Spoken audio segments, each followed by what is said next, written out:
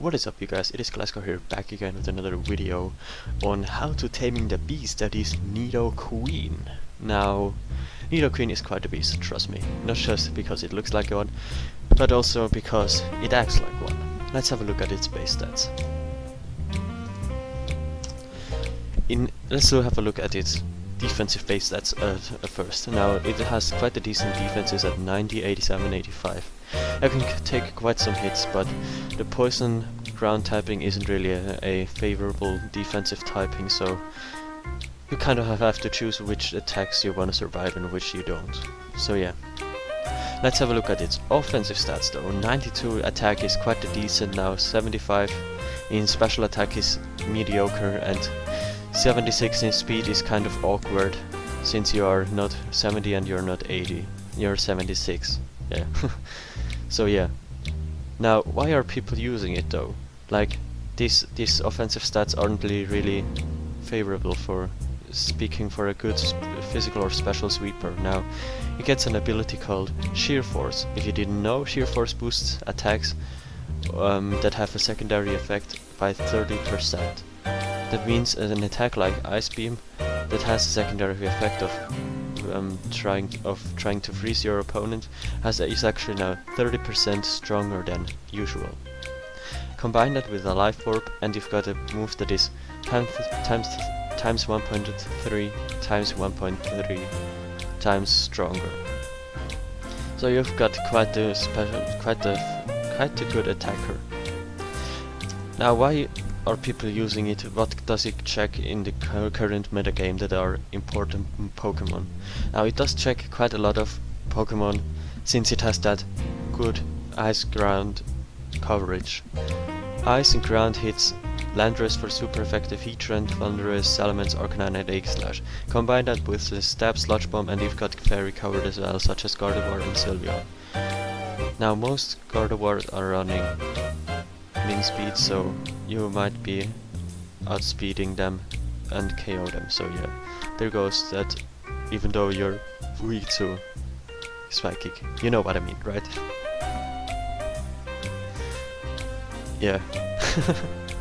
Keep in mind though, it only checks some of these mons and does not counter them, like Landorus, Therian. If you EV your Nidoqueen wrongly, it can surely one-hit KO you.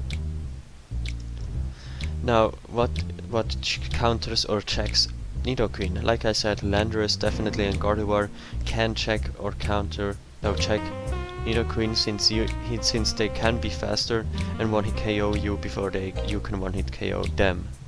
So yeah, make sure to either outspeed them or somehow be able to take a hit. Like, you can definitely take a Landorus Earthquake if you EV your Nidoqueen properly. Now, other counters are bulky water types such as Gastrodon and Blastoise. Like, you have a hard time hitting them for good damage, as well as Cresselia. Cresselia is just too bulky and can 2-hit KO you probably. Metagross is another psychic threat, so if you wanna look into something that helps Gardevoir, it's definitely something that beats bulky water types and steel and psychic types. So yeah. Now let's have a look at its Movepool highlights. Definitely Earth Power and Ice Beam are probably the best moves suited for Nidoqueen, since they give it such an amazing coverage. Other options are Sludge Bomb, Flamethrower and Thunderbolt, though I would probably run Sludge Bomb over Flamethrower or Thunderbolt, since you probably want to have Protect, and Sludge Bomb is a nice secondary step that hits Fairy types, and Fairy types are really strong in this metagame currently.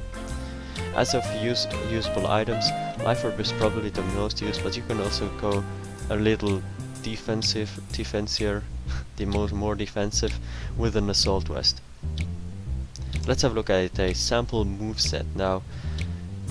Let's have a look first at its moves. I know I say let's have a look a lot, but I don't know what else to say. So yeah, Earth Power, Ice Beam, nice coverage. Hits everything for neutral except for Surskit, but who runs Surskit? Am I right? Then Sludge Bomb to hit Surskit, of course. And Protect. Then, yeah, as an item, Life Orb and ability Sheer Force, since Poison Point and Rivalry aren't really abilities you wanna run. Now for the EV spread, 148 in HP and 84 defense are the most efficient way of surviving the Landorus Darian's Earthquake. You could vary these a bit, these EVs, but I think 148-84 is the most efficient one.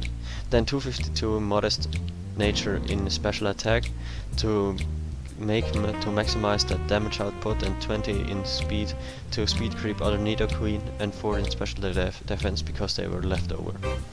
Let's have a look again at a sample team that I built.